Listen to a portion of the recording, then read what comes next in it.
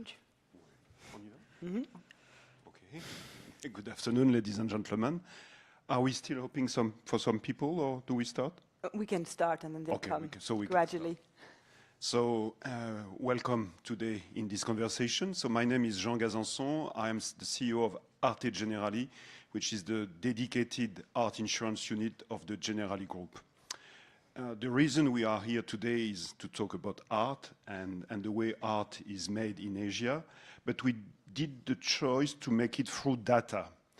In insurance, data is absolutely key, as you probably know. And with my colleagues, when we started the venture of Art Generali, we had the notion of data in mind. Because when you do art insurance, the difficulty, of course, it's the risks, how you control the risks, but it's also how to evaluate the art pieces. Evaluation process is a slow, traditionally a very slow and complex one, which costs significant amount of money, which is certainly worse for Picasso's and Rembrandt and very large pieces. But when you insure smaller pieces, it's too long, too slow, too complicated, and so we needed a more quantitative approach. And for that, we turned towards what was at the beginning, 6 years ago, really the capital of AI, Toronto in Canada, where we found the people of Wonder AI, Sophie, and her partner, Olivier, who had developed an incredible tool in order to assess the value of art. And so we integrated the process and the database into our own underwriting system. And then we were so happy with it that we shared it also with the public via our app, which is not yet available in Hong Kong, but very soon. And then ultimately, by working very closely with them, we discovered that they have a trove of information in the database. Who was buying art, where, when, the role of public institutions, the role of galleries, everything was mapped out in the database and was worth being studied carefully. And this is why today we are here in order to get those insights into the way the market is working in Asia for the Asian artists. I would like to thank all of them to be with us today, and to introduce you Colleen, who is going to lead the talk. Colleen, up to you. Thank you, Jean. Thank you all for being here. So my name is Colleen Milliard. I'm the executive editor at Art Basel, and we're here today to explore this question: what does it take to be a successful artist? Have you ever wondered, why some artists are more successful than others? Maybe you're an artist yourself and you're looking to develop your career. Maybe you're a gallerist, you're nurturing artist practices and you're trying to see how can I take them to that next stage. Maybe you're a collector, you've been following artists from the very beginning and you're like, where are they going now? So this is really the point of this panel today. Why are we doing this? Simply because understanding what makes up artistic success is really going deep into the roots of the whole art industry. How does the art world works? Well, if we answer this question today, and we're going to try really hard, then we can get a little bit under the hood of the art world. And really, we can extrapolate. What does it take to nurture an artist's career? Is there a formula? Can we bottle that formula? Is it different in Asia from the rest of the world? And really, I couldn't think of better people to take up this challenge and go and explore this question than the people we have assembled today, and I'd like to welcome them all. First of all, Isa Lorenzo, the founder and co-director of Silverlens Gallery in Manila, New York City. And also, I'd like to say, an artist, a former artist, which is really relevant to the context of this conversation. So, Isa, thank you very, very much for being here with us today. Then we have Stefano Raboli-Pansera, who is a man of many talents, architect, curator, former House Inverse director, and today the director, founding director of the Kunsthalle Bangkok and of the Art Forest Khai Ai in Thailand, which I hope many of you will get to visit. I'm certainly looking forward to my own visit as soon as I can do that. And those two projects are really new. The Kunsthalle opened just last year, and the Forest 6 months ago, is that right? 2 months ago. 2 months ago. We've spoken so much about it, I feel older already. And all of this under the patronage of Marisa Kira-Varun. So a really wonderful project that I'm sure you will hear more about in the future. Now last, but certainly not least, and she's already been semi-introduced by Jean, is Sophie Percival, co-founder, co-CEO of Wonder AI, a company which looks at value drivers in the art world beyond prices.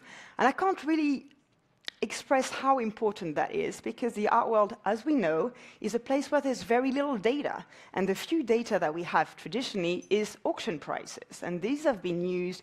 You have a high auction price, that means you're a successful artist. Well, this is way more complicated than that, of course, and this is very much what you've been doing with Wonder AI. So today, we have three very different perspectives. We have a gallerist really taking artists from people who fabricate objects, maybe who produce ideas, to people who end up shaping culture, and many of your artists are doing exactly that. We have someone who commissioned incredible projects, and I can't wait to share some of these slides because they are really mind-blowing. And finally, someone who's able to take the big picture. I understand that Wonder AI at the moment is tracking 500,000 artists' trajectories. This is incredible, so really taking the long view.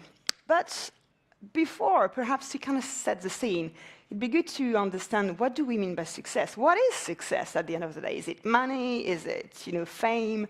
So turning to you, Isa, how do you define success? Why am I first? You're first. Success means many things. From our part of the world, we are a developing country. Success can mean, you have a roof over your head and food on the table, and your children can go to school. That's, I would say that from an artist's perspective or from a gallerist's perspective, we really see success in the artist when their community is uplifted, when their practice is recognized by the people they work with, and from that, it's able to transcend the art to cross over into life. That seems like such a general statement, but if any of you have been to the Philippines or Malaysia or Vietnam, Indonesia, we all travel as a pack, and usually this pack has a leader, and this leader is usually the artist. So I wanted that's for me how I would measure success, at least from where I come from. So empowering artists to really become these leaders in the community. Yes. What about you, Stefano? Well, the projects of Bangkok Kunsthalle and Khao Yai Art Forest stem out of the intuition of the founder, Kun Marisa Sharavanon, whose focus is healing. She often recalls the experience of walking in nature, in a beautiful plot of nature that was heavily damaged by human agriculture, intensive agriculture, and she really felt the need to take care of this plot of land. And a similar experience happened with the building of Bangkok Kunsthalle, which used to be a former publishing house in the center of Bangkok that was destroyed by a fire more than 20 years ago. And again, Kun Marisa felt the need to take care and heal the building. And healing became really the focus of our mission. And I think that it's interesting to see the success of an artwork or the success of an artist based on the capacity of heal nature, to heal the building, and to produce artworks that really are able to open up new perspectives and new lives on the existing environments. So this is actually a very peculiar position that really stems out of Kun Marisa's vision and intuition. So success as healing. Healing. That's a really important notion. So now, Sophie, I'd like you to give us the big picture. What does that mean for Wonder AI? And here, I'm going to start with a slide which is really telling in itself, where you see or show us the 4 categories of artists, or the way you categorize artists in four pots. And what do they mean? So what does success look like for you from a Wonder AI perspective? I think I'll start by saying what it's not. And what success is not is short-term. It's short-term, whatever, visibility, short-term auction results, records, anything that doesn't last. And what we've endeavored to measure with this massive data experiment we've started now many years ago, 7 years ago.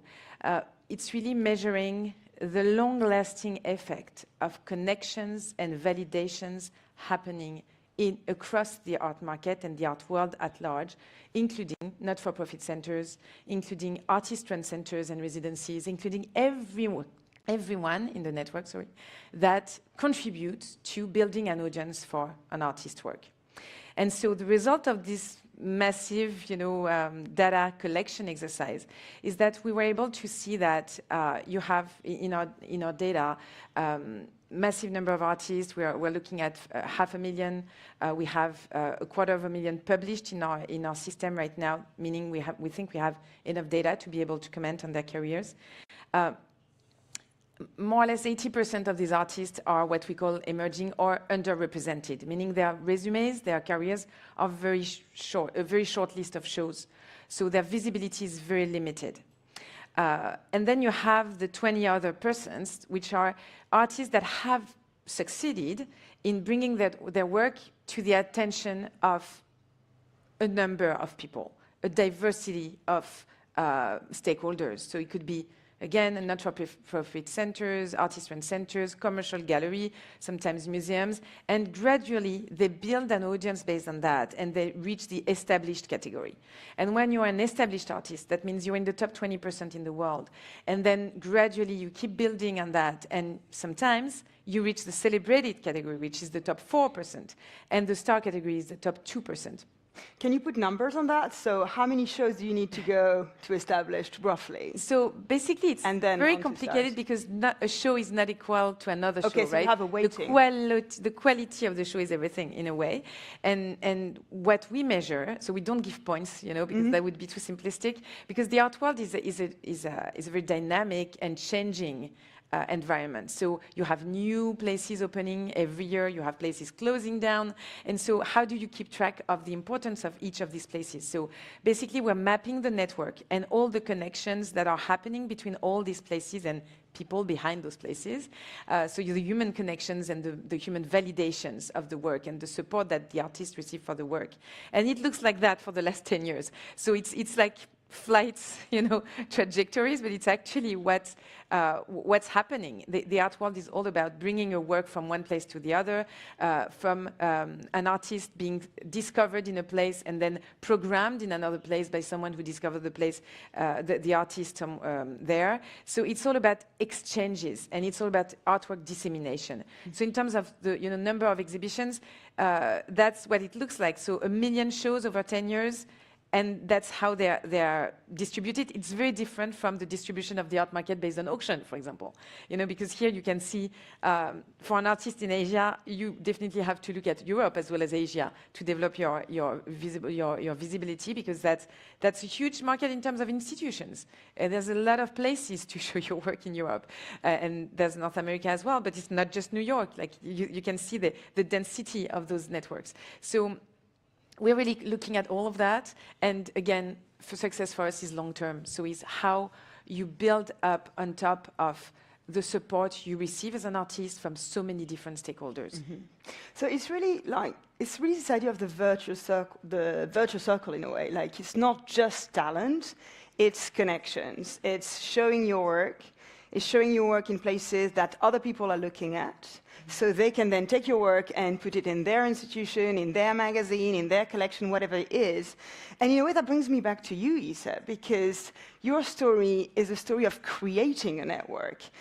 For those who don't know, you, as an artist, studied in New York, and then went back to Manila, we're talking in the early 2000s, and realized you didn't quite have the opportunities as an artist that you maybe needed. So you didn't wait around, you created your own. Can you tell us about that? Yeah, actually the system, when I got back to the Philippines in 2004, there was really no professional structure wherein you had artists working with galleries for representation and to really partner to build opportunity outside of the country or even outside of Manila. So I really wanted to start representing artists, and it took me 3 years to convince the first artist to join me. So you join didn't us. show your work as well. That was never. I showed my work. I had 2 shows, and it was not a good experience. Okay. And I realized that there was just so much distrust between the dealers and the artists because it was just not a healthy environment. And you can ask me about that after this. This is not where we're supposed to talk about that. But the whole situation just really, I think, was hungry for a professional structure. Right. And I went to art school. At that time, I don't even know if there were any arts management courses or curatorial courses.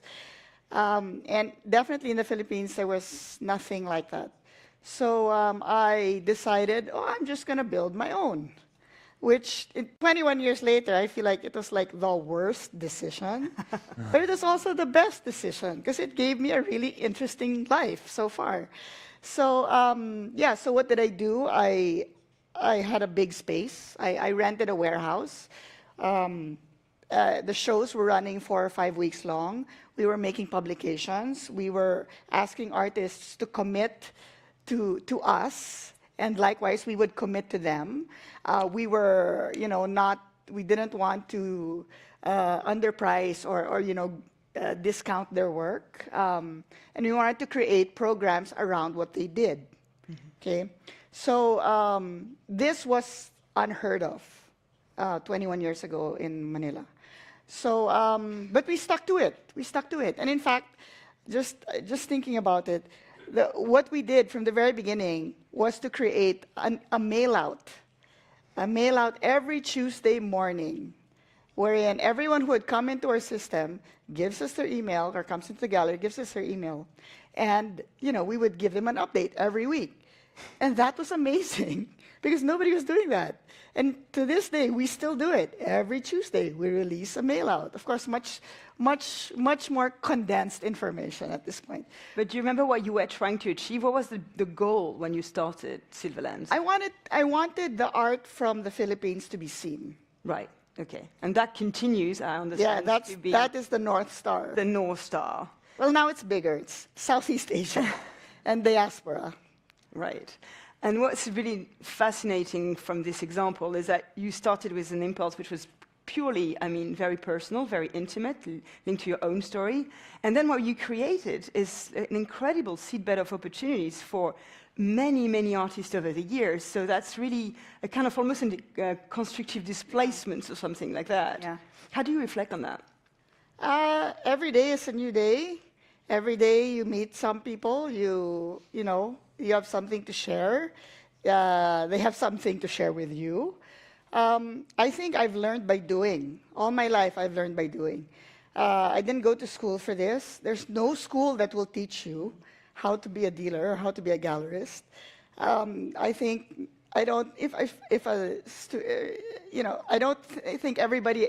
don't think anybody ever wakes up, starts from a child and thinks, I want to become an art dealer. Like, there is something else that pushes you in that direction. But what is given you as well is the perspective of someone who's seen artists grow Yes. from the very beginning. Because coming from, having studied in the Philippines and having studied in New York, I saw very much this East-West, very different ways of doing things, very different. And one is very structured, very organized. And the other one is quite chaotic, but also quite creative, vibrant, and rich. So how do you create, how do you mix, how do you choreograph a balance? I think that's the biggest challenge that we have. Even more so now that we're balancing between Manila and New York. They're completely different ecosystems. And we'll come back to New York. But maybe before going there, I'd like to really dive into actual practical example. So one is Yilan, whose photo you see, 2022, in Basel. Can you just tell us a little bit about that trajectory? And then we'll turn to Sophie to actually look at the data. Yeah, Yilan is an artist that we inherited from another gallery. Okay. So the other gallery is Valentine Willie Fine Art, who is the godfather of Southeast Asian contemporary. Okay. So Valentine had galleries in Malaysia, Manila, Bali, Singapore. And he closed. And when he closed, he called me and he said, please take Yilan. So I said, sure. You know, we're friends. We like each other enough. I know her work. So we met, and Ilan said, okay, let's do this. Ilan Yi is a force of nature. If you have not met her, well, I'm sure if you have not met her, well, when you do meet her, you will know what I'm talking about. She is an amazing human being, and she works primarily with multimedia, with photography, and found images, archives, textile, and she's been doing this for the last 30 years. And when we came into her practice, she was doing mostly photography. But she was also in the middle of a change, moving back from Kuala Lumpur to Kota Kinabalu, where her parents are from. And she started working with these weavers, okay, these stateless communities who are making these banigs, tikars, or mats, and trying to give them opportunities rather than, opportunities to make art and become artists, rather than to produce mass goods for tourists. So, as I was telling them yesterday, when I met Ilan, she kept telling me, I have no money.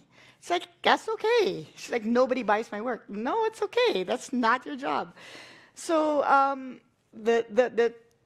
we had the opportunity to present Ilan at Art Basel 2022. Was it just 2022? Yeah.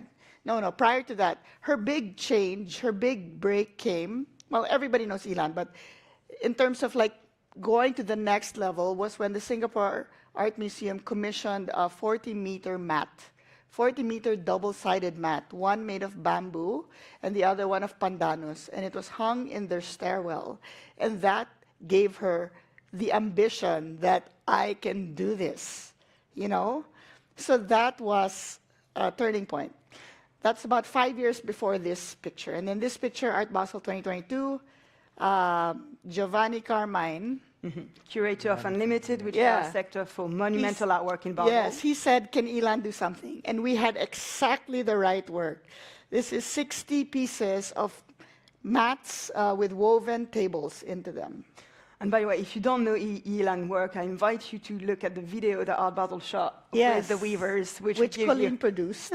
I didn't produce, I produced with a team, but that would be a fantastic introduction to the work if you don't know it. But now, okay, so this exhibition in Singapore was a turning point. There's always this moment, this kind of tilting point. I want to look at what it looks like from a data point of view, and that's over to you, Sophie. Yeah, so if this is what a career looks like in our system. So we are basically mapping all of the shows that accumulate, you know. We have a Tate Modern Group show in 2006. We have, you know, all of these things, the ZKM, the Singapore Art Museum, all of that is happening before 2010. And then there's more acceleration. You can see the curve that goes up. And so these data points that we collect are really a representation of how much how the filtering system of the art world works. So you have to show there so that someone gets the idea that you can do a monumental piece. Would the commission or the presentation at Unlimited have happened without that Singapore piece, No. where there was evidence that this artist Yeah. could handle scale, right? So the amazing thing was she made two proposals to the Singapore Art Museum. One was the giant, the 40-meter mat, and the second was the 60 tables. So she made the 60 tables anyway. So she was ready for it. Yeah. When the opportunity came, she was ready. You know, I'm going to say that because it's really resonates with something that happened in another conversation in Basel with another artist, Lubina Himid, who will represent Britain in Venice next year. And when I asked for one tip, she said, be ready. Yeah. And I feel like artists like Ilan who have so much career, be ready. And then they will come, and they will come with your help. But looking at another artist of yours, Martha Atienza, and we're going to, actually, I'm just going to look at this, just to give you a flavor. Martha is an artist working in many media, but video is really her thing, and this is on Times Square. Do you want to talk about this just a minute before we hand over? This was to in Sophie? July 2024, so summer of last year. Martha was invited to present this work, Our Islands in Times Square, for their Midnight Moment.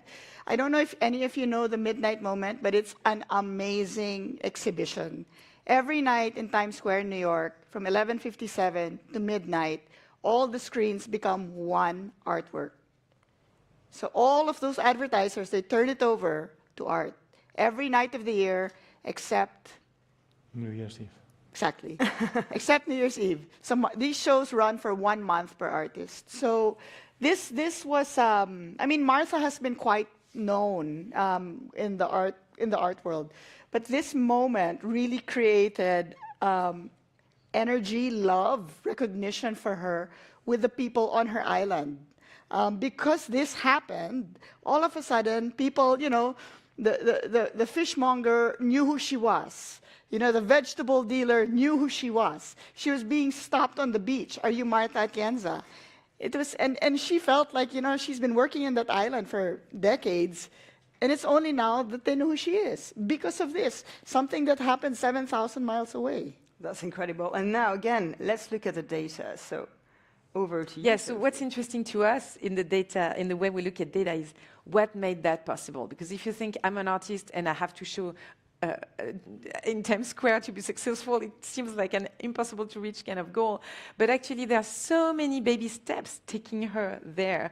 And those steps include having a gallerist, showing in not-for-profits, showing in places in Europe, in the US, small places, residencies, not-for-profits, not always, you know, big, shiny shows, but places that connect you. A good place, if you're ever wondering, if it's a good move for me as an artist to go there, is it going to take me elsewhere? Look at artists that have shown in that place. Look at where they've shown after. And if it took them anywhere else, or was that their last show 10 years ago and nothing happened then after that? These places that are sometimes very small are amazing connectors sometimes. There's one in Hong Kong that's amazing in that sense, that has a disproportionate influence compared to its size. Is Parasite. Typical of these places that connect networks and build bridges between art scenes and ecosystems. So, of course, before Times Square, there were a lot of steps. But if I can just add to what Sophie said, you know, I've been asking, because, you know, I just know what I know. So I've been asking friends from all over what they think, you know, an artist needs to become successful in Asia or elsewhere. But, you know, and very interesting, they all said the same thing. Get a good dealer. You need to be represented by a gallery. And that gallery is going to be your champion, is going to be your advocate, is going to be your surrogate.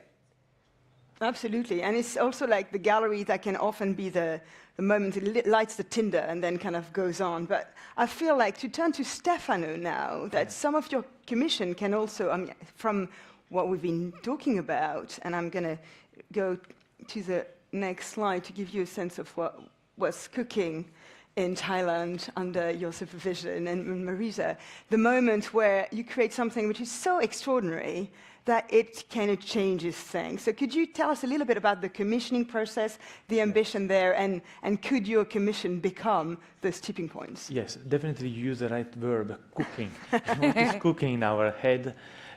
Because food, farming is an essential part of our mission and our mandate. There are two elements that resonate with ISA. First of all, this is a geopolitical project. Before being an art institution, before being an architectural or a landscape project, the vision of Kun Marisa Sheravanon was to really add one point to the beautiful map that you designed. Thailand and Bangkok were still like in a dark area of the map, and we really hope to trigger and initiate a chain reaction to really reveal to the world what is already there, because there are phenomenal artists. Of course, we all know the most famous one, Apichatpong, Araya, Rierkrit, but the opportunity to live in Thailand gave me the chance to discover incredible talents. There are fantastic galleries that are really pioneers. Some of them are here already in the fair, and they're really very sophisticated and very experimental in the way they present artists. What is missing is some sort of like overall infrastructure and support to give the adequate voice to all these elements. And Kun Marisa's vision was really to have a double institution centered on healing. So we started with the vision of the Khao Yai Art Forest, which is approximately 180 kilometers from the center of Bangkok, in a beautiful area next to the largest natural park. And generally, when we do think about art in nature, we have a process which is based on a master plan, then architecture, then you do the landscape, and at the very end you place the artworks in the strategic point. Kun Marisa and I decided to really do the opposite. We have untouched, unspoiled nature. The first thing that we do is to place the artworks. And it's really like quite almost discomforting, because we don't really know of an experiment where things were done the other way around. But we really wanted to embrace Thai spirit, which is about spontaneity and is about being brave. And we build basically the landscape around the artworks progressively. Then when we are really obliged, we do the architecture when it is really strictly necessary. You add a little room. When, in a way, we have the architecture, the master plan emerges out of these steps. And the decisions to go for artists is really, again, based on this idea of healing. How can an artwork, a specific artwork, could help us to transform the landscape, to domesticate it, to facilitate actually the participation of the community. One of the first artists we thought of was Fujiko Nakaya, the artist that you saw with the beautiful installation of fog. And I have to say, this is like another incredible vision of Kun Marisa, because in many years, I don't know how many collectors worldwide could start an institution with a cloud. But we did it. And what was really fascinating is that this is like a very important artist in Japan. She's 92 years old. And we loved the beautiful, spectacular aspect of the fog, of course, which is some sort of land art 2.0. It is a form of land art where the artist does not impose a form onto the landscape, but she reveals the invisible forces that are around us, but we don't see. So every form of the fog is determined by the wind, by the change of temperature. And the artwork consists in really is a diagram of the forces that are acting in a certain environment. It is, in fact, not by chance that this is a work that is commissioned by a woman, and it is conceived by another woman. But what it speaks to, and that really links to you as well as Isa, is this belief in the power of art, that really if you put art somewhere, something incredible is going to happen. I think this is something that also links all of us in this room, and it's not universally shared, but we are all champion and ambassadors of this idea, that what happens if we put art, what happens if we put this incredible fog in the middle of the forest, and then try to build an organization, an institution around it. Yeah. And in a way, our responsibility, I feel, is really to create this openness for this miracle to happen. So we need to resist the temptation of building too much, of relying on the known infrastructure, and to embrace the novelty that artists always envision and suggest. So this was, for example, what I consider probably a manifesto for us. It's a manifesto of a new form of land art. A beautiful situation is when the fog is not visible. You have a wonderful landscape that effectively is a timescape, because Fujiko Nakaya designed the land in such a way that it delays the dissipation of the fog. So what maybe it's not clear, and it wasn't clear to me, is that the actual land has been designed as well, right? Oh, it's not just kind of position in existing terrain. No, it was actually designed. Everything is a perfectly choreographed Japanese style, a Japanese method with immaculate precision. And I have to say that it was wonderful to see even like the encounter of two different cultures, Japanese one and the Thai one.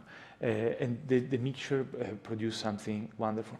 In fact, going back to the title of this conversation today, I think it is important even to talk about Asia as a plurality of cultures and mindsets. And the possibility to work with Fujiko Nakaya was enlightening for us to experience a completely different method of work, a completely different sensibility that really fits very well the Thai context. So the way we choose artists is really based upon this capability of healing the landscape and by healing the landscape, we heal ourselves, hopefully. The second work is completely different, is much more recognizable in the iconic, is a Mammon by Louis Bourgeois, that for the first time was installed in a complete natural forest in the jungle. It was extremely complex to install it, because we had to flatten the ground. We need to make sure that the cranes and the infrastructure were safely rooted onto the ground. And Kurmarisas had a suggestion to really build a rice field around the Mammon in order to really highlight the fact that it is really Southeast Asia and is really, again, a geopolitical operation. What is very interesting about the Mammon, is that there is something beautiful in the work of Louis Bourgeois. There is always an ambiguity that reveals the inner complexity of reality. We are male and female. The spider is a spider and mother, is a nest and a cage simultaneously. We are constantly this unresolved tension ourselves. Yet, when you see this spider outside the Mori Museum or outside Tate, you perceive this tension. It's a nest and a cage. When it is in the middle of nature, all of a sudden the negativity evaporates, and you just see like a bug in the grass, which changes completely the way it is perceived, as if the spider goes back home, and in its environment is not spooky anymore. I just want to pick up on this idea of healing through art, because that really resonates with another project that few people are aware of at the moment, which is with you, Isa, and we'll come back, of course, Stefano, to the forest and to the Kunsthalle, but which is this. This is on Kopiat Island. This is a residency project, and what I'm trying to do here is to link healing through art, healing nature through art in those two incredible projects. So you started a residency, and I understand you also will have residencies, very much part of it. Can you tell us about what's happening, what's cooking in Kopiat Island, which you're launching in June? This is a very slow art project. It's about 7 years now. We're finally launching it this June. What it is, Kopiat is an island south of Mindanao, the southernmost part of the Philippines. And it was really sort of a conflict area in the 80s. But that has since resolved, and this island has become a beach resort. And the developer, or the owner of the island, really wanted to create a conversation with the elements. So what we pitched to them was, why don't we invite artists to come and then to work with materials on the island, making completely carbon neutral art. We bring nothing in, and they bring nothing out. So, for example, this is an artwork by Corinne de San Jose, which is made of about 600 bamboo reeds, where she's cut notches into them. What you don't see, what you don't realize, is it's an instrument. It's a musical instrument, and it plays wind. So this is on the shore of one of the beaches. And there are 12, when we open in June, there will be about 12 quite large installations. And to the idea of healing, because artists have been going there, they have been discovering things that regular people don't.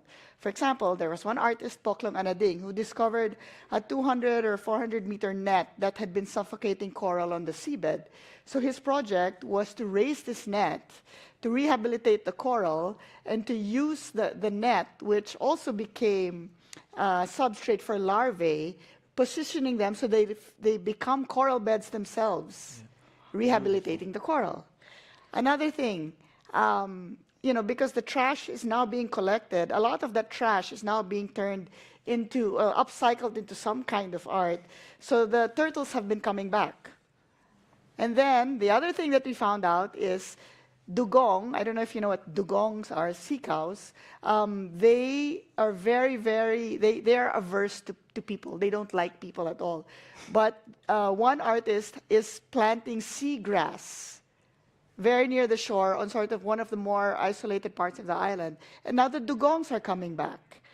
So these are sort of these invisible or intangible, immeasurable effects that artists, having artists come, they figure these things out. And without being overly romantic, there is something about the artist being present Marina, which creates something, and we'll see it also, of course, in Kauai. So why is this idea of the residency maybe another moment or another trigger within the spider? I think Sophie wants to say something on this. No, go ahead. Yeah. Okay. No, you mentioned before about the importance and the mission of promoting artists from the Philippines and from Southeast Asia globally. For us, I have to say that the idea of the residency is because we have a double mandate. We believe that we can really constitute ourselves through the contact with the others. So when we think about promoting Thai artists, we do it twofold. We bring international artists to Thailand and we send Thai artists abroad. And this double movement is completely symmetrical and is fundamental. I often say that Thailand is more than a country. Thailand is a mindset. And when we invite artists to come to Thailand, we really invite them to really embrace Thai spirit, Thai culture, and to do something they could never do otherwise. So it is almost possible, the paradox of having international artists that do Thai art, because they really embrace what they're doing. And this is actually what we experienced in the Kunsthalle in Bangkok. We really love the possibility that artists experience the place, which is this Blade Runner, tropical Blade Runner. Is a beautiful derelict building that we left for what it was. And we invite artists to insert their installations, and exhibition per exhibition, floor by floor, we domesticate bit by bit the entire building. I say domestication because the restoration is a unilateral action. The architect or the designer imposes a vision onto a passive receptacle, which is the building. Domestication implies a symmetry. In fact, the building obliges artists to change their artworks, and at the same time the building is affected by the artworks themselves. And once the exhibition is over, there is the leftover, which are sometimes the infrastructures, air conditioning, electricity, sometimes traces of the previous artworks. And so basically the curatorial program is the architectural project, and the curatorial program extends the palimpsest that the building already is. We had already like 6 exhibitions in the first year. And we now have a beautiful work that you can see in this image by Tan Chang. Since the name of the institution is Kunsthalle, Bangkok Kunsthalle, the vocation is about commissioning works. So we try to shift the paradigm from the product to the production. And when we invited Tan Chang Estate, is the most extraordinary painter from Thailand from the 20th century, the first one that arrives to abstraction. He died in 1991, and we were thinking, what could be production in this case? So we decided to restore the most important painting, this wonderful diptych that you can see in the image. And the duration of the exhibition is the duration of the restoration.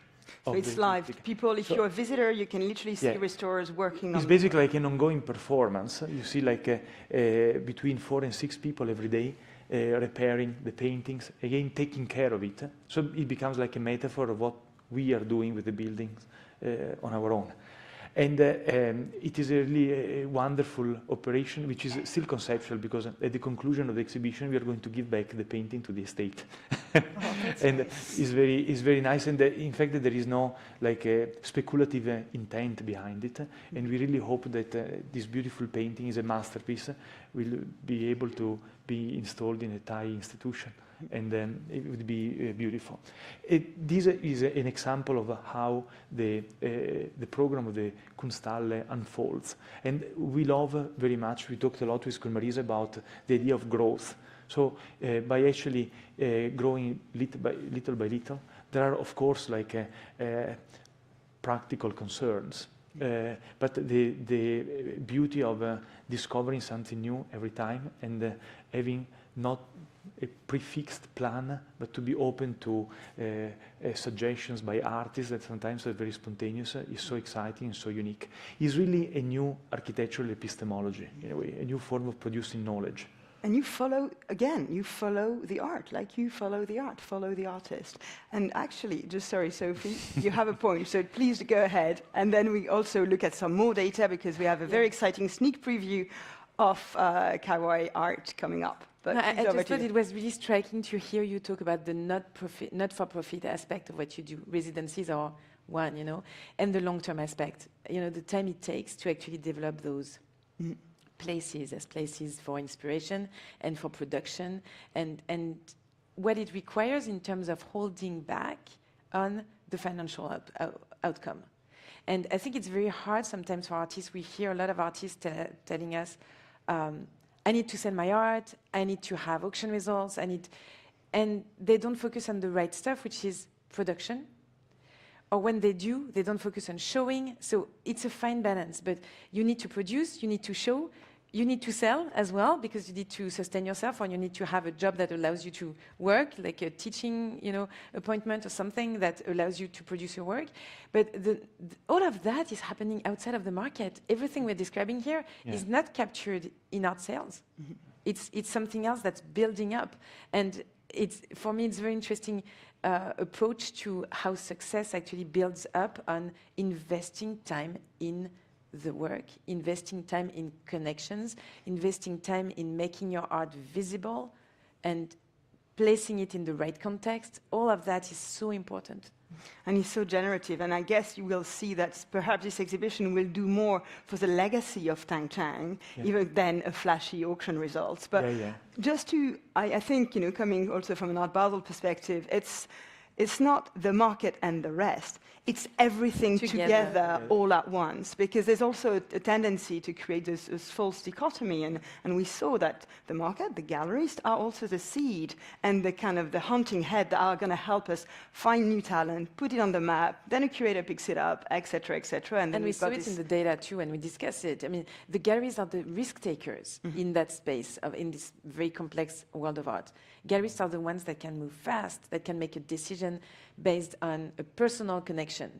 And they can just give an artist a chance to do it, right? And to build this audience and to build this appreciation for the work. So we've seen it around the world. We've done a lot of research on galleries and the role of galleries. If you were to suppress commercial galleries today, there would be no museum, nothing would exist. Everything relies on the work done by commercial galleries as the foundational layer of discovery and nurturing artists and ecosystems. It's massive. And you are the most visible part. You know, when people go to a new place, they look for the commercial galleries as the first entry point into an art ecosystem. The museum is easy usually. If there's one, it's a big building. And then the galleries, where are the galleries? And that's where people discover artists. And the art fairs are the accelerator for all of that. Yes, exactly, where you have all the galleries together. But again, it's not an either or, it's never an either or, it's the and plus together. So staying with you, Sophie, because Stefano very kindly gave us a little sneak preview of what's coming up, two really exciting artists who have a slightly different career as well, and you've been looking into that. So maybe just, Stefano, a quick introduction on what Christophe Buchel is preparing for you, and then we can look at the data. Yes. Christophe Buchel was one of the artists who came in residence to Bangkok. He loved it. And I'm not surprised, because all the artists in general, all the visitors that come to Thailand really end up loving the country, because there is an incredible energy that is happening there. And I had the privilege to work with Christophe Buchel for many years. He actually asked me to join Hauser & Wirth many years ago. And his work was so inspiring, radical, and shocking for many verses that I really thought it would have been wonderful to challenge him to come to Bangkok. And he's now preparing like detailed plans that he will discuss in the next few weeks with Kun Marisa and with me. And we will aim to really get an entire new installation, which is a performative that involves the community, for the beginning of next year. This even goes back to one point that for me is important to highlight. The Bangkok Kunsthalle is completely free, because we really want to engage with the local audience. And audience is always a plurality. We needed to attract the people that live in Yaowarat, which is Chinatown, our neighbors. We, for example, work with the ladies that sell the best duck noodles in Bangkok, which is at the corner of our building. And when we do the opening, we invite her to cook for our guests. We make sure that the caretaker that works in the building invites the neighbors to really create this expanded local community. We needed to invite the intellectuals of Bangkok and Thailand. We work with universities, we work with educational programs, and at the same time we need to appeal to the international crowd and that comes to Art Basel Hong Kong and hopefully extends the trip to Bangkok as well. This plurality is really what we needed to survive in order to really appear on the map that you suggested before. And Christophe is an artist that, in our opinion, could really create installations that had the gravitas to engage with the local context and with the international crowd at the same time. And this was actually the reason why we thought about it. Alan Lowe, who spoke on a panel yesterday, talked about uber local and uber global, and that as a kind of modus operandi, and actually also talking about DIB Bangkok, which will open later this year. And it feels like this is a little bit of the magic formula. But over to you, Sophie. You've been looking at Christophe Boheld, who's a quite, for those who don't know the work, large installation. Sometimes you don't even know you're looking at art. He looks like a community center. He looks like a boat. He looks like a pawn shop. What is it? What are we looking at? What are we selling?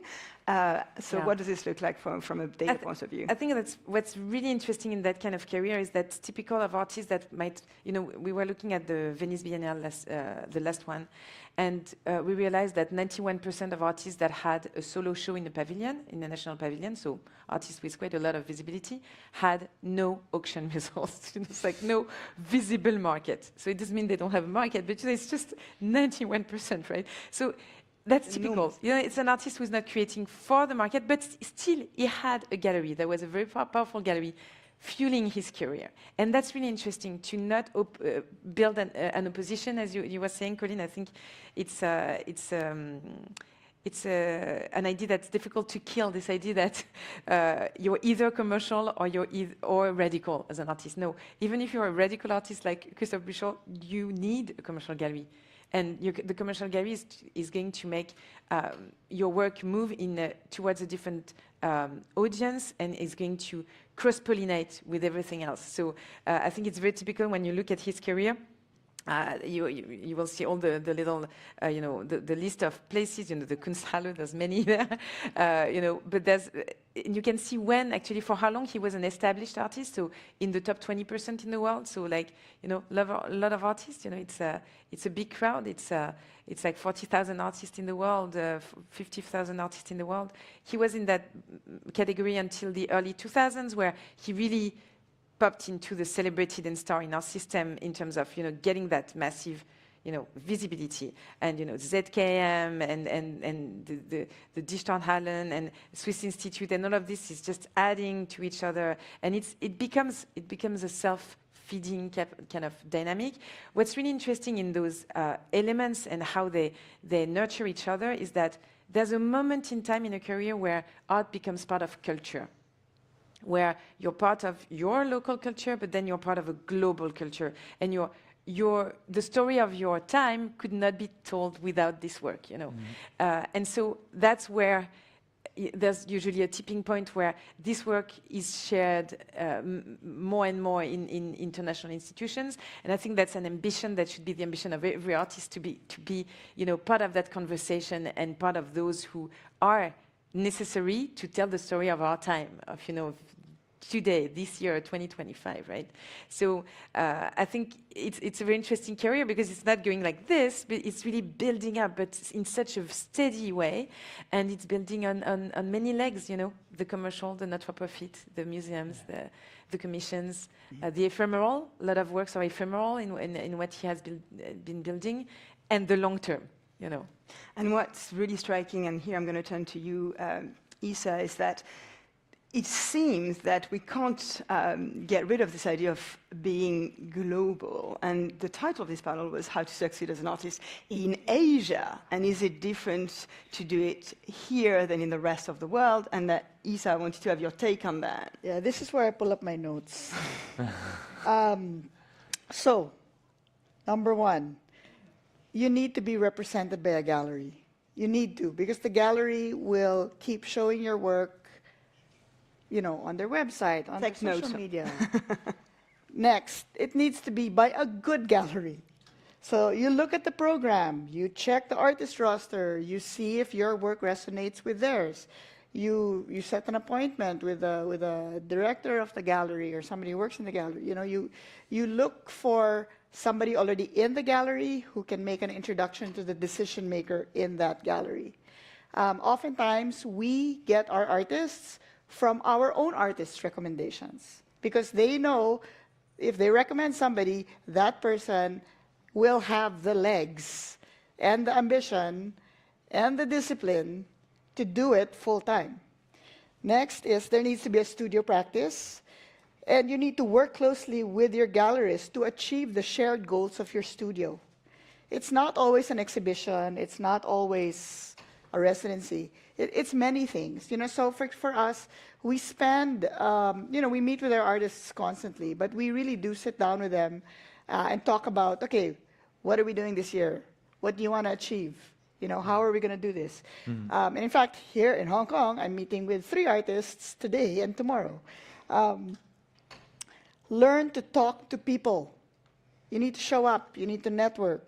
You need to know who people are. And you have to be nice. You need to be nice about it. You cannot be transactional. Because if you're transactional, the art world is as small as this glass. You know, so once the word is out that you are not a nice person, believe me, all the dealers, we're all friends. We all talk to each other. You need a social media presence. And yeah, you need to, again, treat people well. Treat people well. I love this idea of the glass as a representation of the art world. That's a fantastic way of, and we see it. We see it as we go, as we grow older, as we hang in there for longer. We realize that we know more and more and more people. And there is again, like, you know, the art market may sometimes have a bit of a bad rep, the idea of networking also seems to have a bit of a bad rep because it seems like you're doing it, you know, in a very kind of striving way, which is not very nice. But another way to look at it is actually, it's to meet like-minded people. Yeah. I mean, we had that. We had breakfast yesterday. I think maybe we'll see in the future an interesting Manila-Bangkok connection that might, another point on the map. And that happened because of this panel. That happened because of this conversation and this breakfast. I think also for Southeast Asia, well, I don't know about North Asia, but Southeast Asia, we're very sensitive people. We're very gentle people. We're warm. We're sensitive. So people take things, if there's rejection, they take it personally. Don't take things personally. I think there needs to be a separation between your personal life and your personal friends, and your professional life and your professional friends. I cannot stress this anymore. I mean, I have many, many professional friends, and we are all, you know, we all have a passport in the country called art. But we are not necessarily personal friends. Some become personal friends over the years, but I think that the art world and artists, you also have to realize that, you know, when somebody rejects you, it doesn't mean that it's a no. It just means maybe not now, not yet. You know, show me in a year. You know, show me when you have something interesting, right? So that's about sensitivity in Southeast Asia. I was hoping for practical tips. I don't think I was expecting that level of granularity. That's a wonderful way to finish. Unfortunately, we won't have time for questions, but I want to really thank you all. Thank you, Isa, Stefano, Sophie. Thank you, Jean. Thank you, Arte generally, and of course, all the Art Basel team and staff that help us make this possible. Thank you all for coming. Have a great day. Thank you. Thank you. Thank you very much.